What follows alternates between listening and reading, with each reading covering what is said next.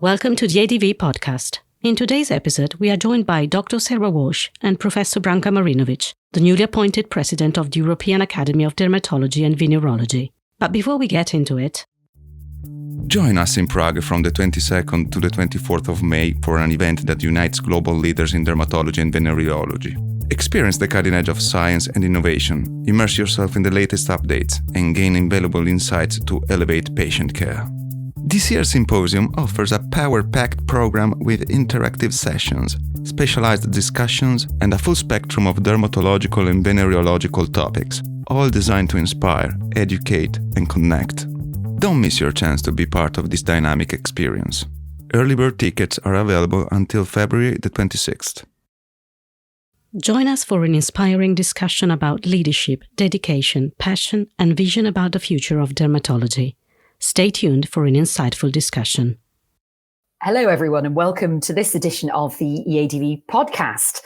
My name's Sarah Walsh. I'm hosting this episode, and it's a huge honor to be joined today by the new president of the EADV, Branka Marinović.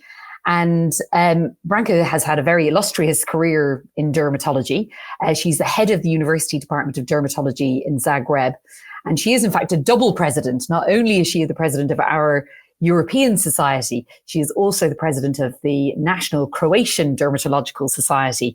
And she's also a very eminent educator and researcher in the domain of autoimmune bullous disorders, where she's very well published. So she's a busy lady, and we're very lucky to have her join us today.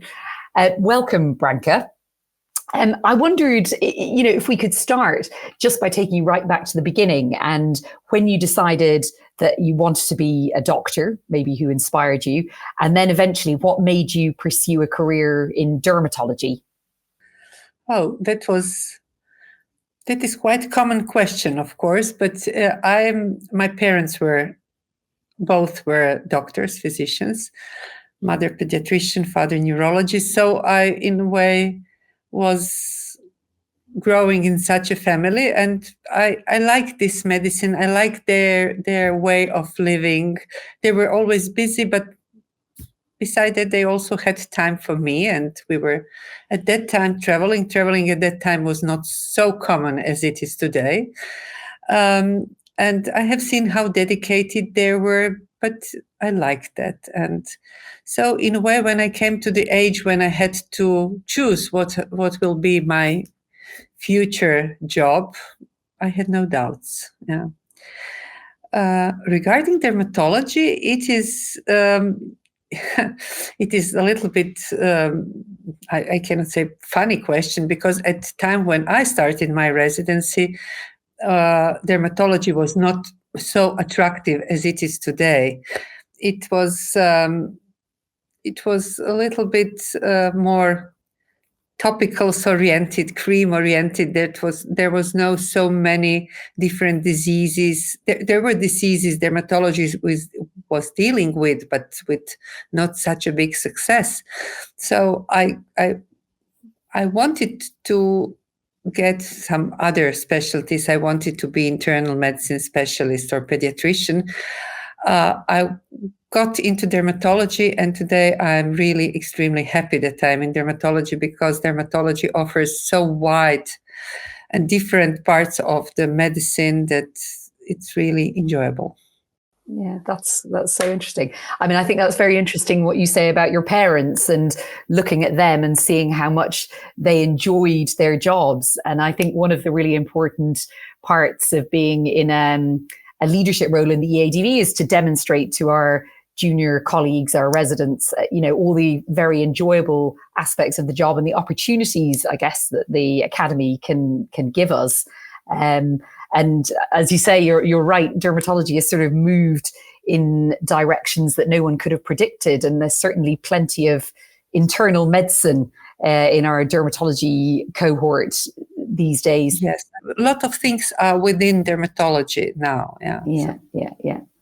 And of course, your presidency of the EADV is in fact the culmination of many, many, many years of involvement and learning the internal workings of the academy. And I wondered, you've had plenty of time seeing the academy from the inside to work out, what would your 3 kind of top objectives be for your own presidency? Yeah, I'm involved quite for a long time in the academy. I started as Secretary General of Spring Symposium in 2010. So, and then I became board member, Secretary General, and so I'm quite in the business of the academy, and I know quite a lot about academy. What makes my presidency today a little bit easier than if I just jumped into the presidency.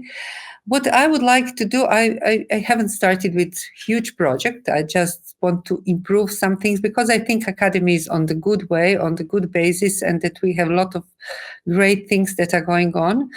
I think we have to invest more in our young colleagues in education. We see, and and we all know that education, all the courses are so well appreciated by our younger colleagues that we have more and more junior members at EADV, what means that we are doing great job. We have more than 11,000 members and more young ones. So I would like maybe to increase number of courses and to give more opportunity to young people to meet, to learn. This is the main thing of my presidency that I would like to improve. And of course, we are starting again with this leadership development initiative, which was stopped for some time due to some organizational reasons. So those are the main things, I would say. Not some big, extreme big projects, but I think stability and continuing good thing is for me very important. Well, yeah, I mean, you're right. We've been very fortunate to have a series of very, strong presidencies. And as you say, I think the great thing is each one has introduced some new things, but also built on the work of the past presidencies. And I think you're absolutely right about the courses, because I think not only do they fulfill the sort of educational role, which of course is the primary function, but I also think they're really important for cultivating the feeling of being in a community and the feeling of, friendships, fostering alliances that of course then become important as people take up positions within the EADV and are better able to work together. So I think the courses have sort of both the educational benefit and the team building sort of elements. Yeah, I think this is extremely important. When I think about myself, my first, for example, scholarship was 1995, American Academy, 1997, EADV Congress in Dublin. So I started there, and you meet then people from your generation, from younger generation, and it is always pleasure to meet those people, but you build your own network of your colleagues, of your peers. You become friends with some of them. And I think it's very important because pure learning, we learned during COVID times that we can do pure learning also online, but you don't become friend with your laptop. This is true. And you have to become friend with. It's not quite the same, No. But I mean, obviously there are lots and lots of elements of the job and your positions of responsibility that you've clearly derived a great deal of enjoyment from and satisfaction from. But I imagine there must have been some great challenges as well along the way with all you've achieved. I mean, what were the sort of challenges that you encountered? Maybe give an example or two and how you overcame them. Yeah, there are always, of course, challenges. We have good, bad people around us, not bad as a people, but you have people with whom you work better or maybe not so good. But I think it's very important to have good colleagues around you whom you can trust. I'm lucky that in my department I have really people that I can trust. And as you can imagine now, I'm traveling quite a lot, and my department is running well with the people that I really trust and that are taking care of the job in the department. Also, I have good support in EADV. We are a good team in executive committee, but also office is supporting really excellent, giving us support, so it makes our life easier. But of course, it is very important to organize ourselves to try to find what is priority. I'm lucky that I don't need too much hours of sleep. I don't know if it's very healthy, but I'm lucky. But you probably remember Margaret Thatcher famously only had 4 hours of sleep a night. So I'm a little bit worse. I need 5 hours, but still, there's still enough time around me. And I try to give some priorities. Of course, some things maybe I do more superficial, some things I do more in depth, but also with years, you get some experience, what is important, what is less important, whom you can rely on, whom you don't rely on. But I think my presidency could be also a good message to two categories of our colleagues, to females, because we still divide people on females and male dermatologists, although females are, according to numbers, much stronger community in dermatology. There are still less female dermatologists on leading positions, with exception, for example, of Croatia, where all the leading positions are in hands of females. But we are maybe exceptional countries within the country. But we have to be persistent. We don't have to. When we see some obstacles, never stop. Just go on, try again. Don't lose your optimism. Just try to go on. And I also don't like this division to Eastern and Western dermatologists, because we see that all of us can achieve final goal if we work hard and if we are really optimistic and persistent and do our jobs. Yeah. Fantastic. Okay, so you heard it here first. So supportive team around you, be organized, try to survive on less sleep. And I do think you raised an important point and again, coming back to the point about the Leadership Development Initiative, I think that was such a valuable opportunity. I was lucky enough to do it in the first cohort, and it was colleagues from across the whole of Europe, East and West, and male and female. And as a result, it was just great for opening doors and building networks. When we were choosing this first cohort, I was at that time Secretary General. We tried to make this balance of females, males, and this also Eastern, Western, South, North, just to have, because if such groups are mixed, you can learn one from each other. And I think I participated just at the beginning, at the first few days, just to see how this was going on. And I think that those are people who will lead academy in the future. Yeah. Hopefully. We're trying to take down all your tips so we can follow in your shoes. And I think we've covered a little bit of this already, but do you have any advice that you'd give to a resident beginning their training in dermatology? Yeah, we had one course in Croatia a few days ago, and we discussed this, how we started. We had our boss, who was really quite demanding, but he was also a hardworking person, and we followed him. He asked us to write articles, to do research, to work also in the evenings, in the morning, early in the mornings. And if you are persistent in that, you usually achieve the goal. If you just clearly cut your private time from your working hours, then it's very difficult, because you cannot do some science during your working hours. It's impossible with the number of patients that are coming to us. So a little bit of so-called private time you have to dedicate also to that work. I always try to find also some pleasure in that. So when I went to the Congress, I took 1 or 2 days of my vacation and visited the country, just not to find that I'm going in and going out.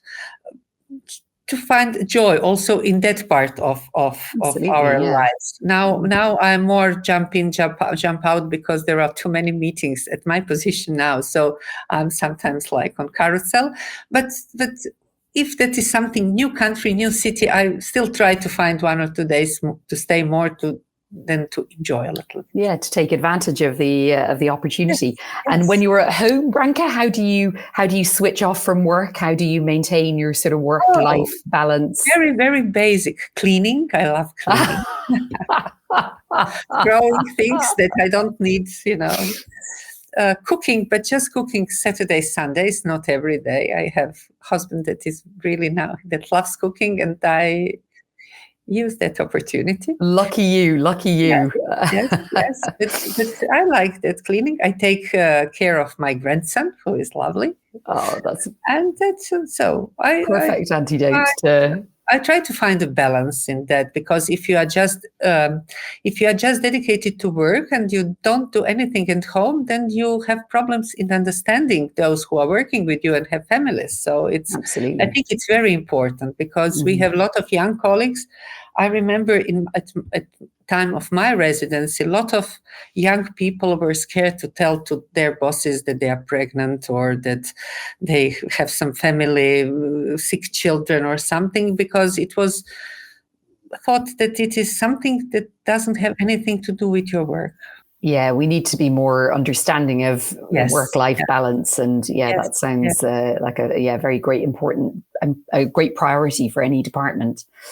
And then moving on a little bit, in the last few years, you've been involved in the advocacy work of the Academy. And do you think this is a strand of work that will become even more important for the Academy? And what would you like to see the newly formed patient and advocacy task force prioritizing over the next 12 months? Yeah, I think this is very important for Academy. We like to compare ourselves with American Academy, and then when we were speaking about it, we were discussing also with the colleagues from United States, and when we discussed with our working group task force on advocacy, there are some differences, because for example, for United States, it's much easier. They have big advocacy, but it's easier because they are one country. We are not one country. Each of our country has its own government. And of course, not whole Europe is in European Union. And when we are doing advocacy, we are going to Brussels, which is not responsible, for example, for UK, just to give an example, or for some other countries, So we have also to be very wise. Of course, we have to speak with Brussels, because Brussels is above 27 countries, but we have and giving tips to these 27 parliaments. But we have also to be aware that there are some colleagues also sitting in the board that are not part of this European Union. So we have to take care in a way also of them. What is important, of course, is to present dermatology as very important specialty with all the parts of dermatology, that we are taking care not only about aesthetics, what people very often, unfortunately, people think about us as dermatologists, but that we are taking care of people which have melanoma, or which have severe autoimmune diseases or inflammatory diseases. I remember we have been together last year in Brussels and met some members of parliament, and I still can remember how they were not enough strong to look at some of photos of our patients that we have showed them, and they just turned away because pictures were not very maybe nice to look for the people that are not aware that we are dealing with such diseases. So we have to make people aware about our specialty, about complex diseases that we are dealing with, but we also have to make them aware about fact that not all drugs are available of all countries, so that not all patients within Europe have same access to medicines. I think that's medicines. What would be also very important for us. Although we spoke so much about sunbeds, we still have countries, including Croatia, where sunbeds are allowed, or they are in a way controlled, but not so strictly. And also people under age of 18 are allowed to go to sunbeds. So we have also a lot of regulations that are not followed or that are not taken care of. So there is still a lot of things to be done. Of course, we need for that patient organization. I would say that sometimes our politicians are listening much more to the patients because they are their voting groups. We are just doctors for them. And I think patient organizations and patients are very, very important because their voice is important there. I agree. Rare diseases with some new drugs. For example, we have now topical for EB, topical drug for EB, but we have to be aware that I heard 2 weeks ago that 1 year therapy is 1,300,000 euros. So it is a big question which country will be able to afford it. Yeah, I mean, it's, as you say, it's that the balancing of the equity of access with the cost, the economic impact of making that treatment available. And we, as EADV, have to take care also about countries that are not in European Union. So we have to go to Brussels. It's excellent, but also we have to find a way how to make other countries aware about our importance, our work. Yeah. This is a huge amount of work. When you think about the scope of it, it really is a huge area, and hopefully we can start to make some impact.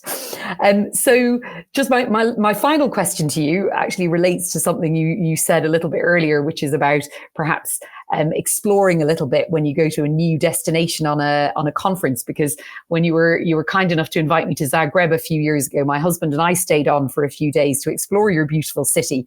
And I wondered what you would say is your top tip for anybody visiting your home city of Zagreb.